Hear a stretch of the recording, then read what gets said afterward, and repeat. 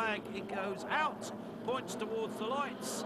Who's going to make the all-important first corner? Well, Ralph Laturco, you'll notice at the back of the grid, he decided to change to dry tyres in the Parc Ferme, and I think he's made a big mistake doing that. He came out at the back of the grid, missed the warm-up lap, and he's really going to suffer. But here they come, heading down that deep, steep drop that Tony spoke about earlier.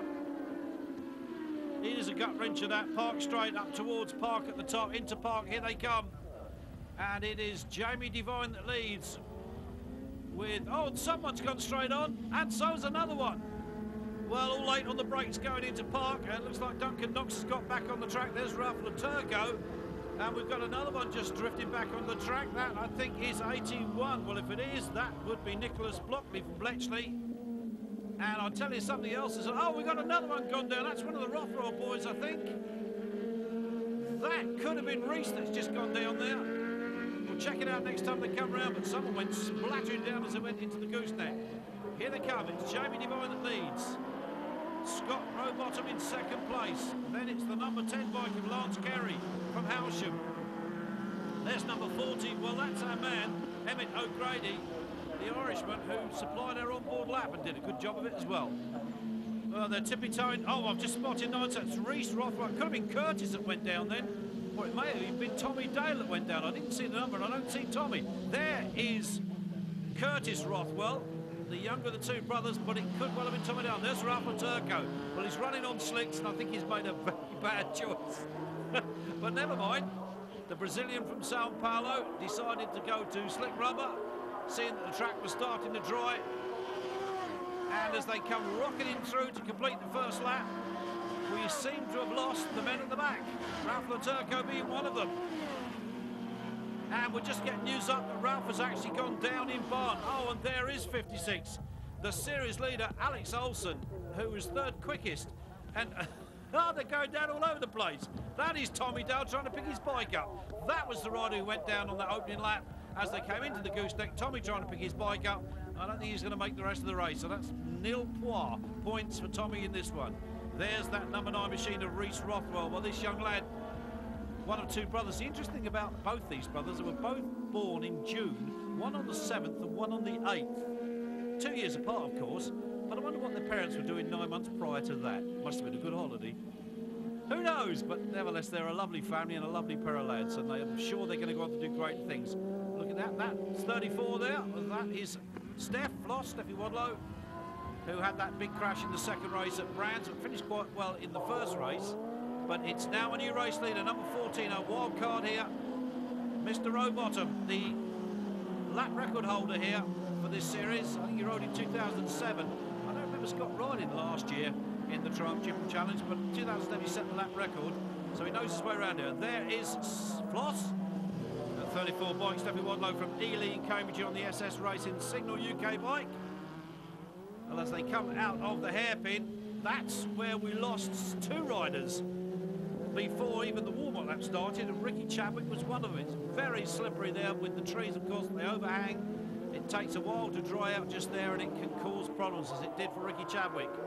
But there he is, Scott Rowbottom in the lead, Jamie Devine behind him. Then it's that number 9 machine of Reese Rothwell, then the 10 machine of Carey, then the 25 machine of Philip Irwin from Randallstown in Northern Ireland. They're all on the same bikes, of course, as Tony Scott explained at Brands Hatch how the bikes are put together, what they do to them. We will have a bit of a tech talk in the programme later on about front suspension with Tony. So for those of you out there that are interested in setting up your front forks and how your front forks actually work, stay tuned for that. It's very interesting and very informative, I have to say. As they head towards the gooseneck again, it's still Scott Rowbottom that's in the lead. It's still Jamie Devine behind him, but Rothwell now has a little bit of pressure being applied to him by, I think it's Philip Irwin.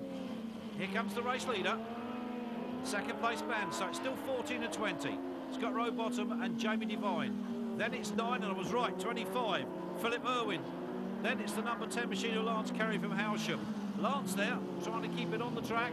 They're all running on wet tyres here, all Michelin tyres. There's no other make used in this class, all Michelin. into the wooded section once again. And to that hairpin, that's where things can all go wrong. I've seen many bike crash out there.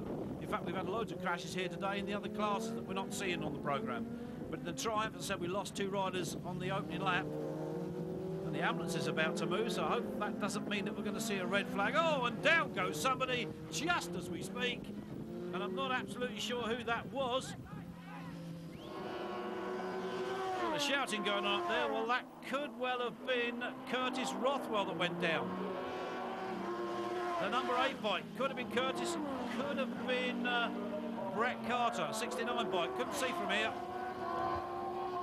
But the battles are on, certainly further down the field. The race leader, Scott Rowbottom, number 14, away. That is the number 9 machine there being chased by Philip Irwin. Here is that race leader, say wild card. Got some budget together to race here. Hopefully he can get the further budget together and race at the remaining rounds. He's obviously a TD Cup runner.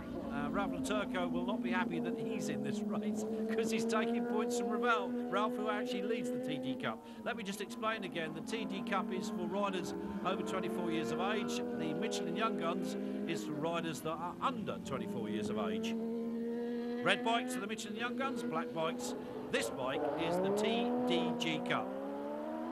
So at the moment it's Jamie Devine that leads the Michelin Young Guns as far as the order is concerned. Oh, and he's got past him. Irwin passes the number 9 bike, Reese Rothwell.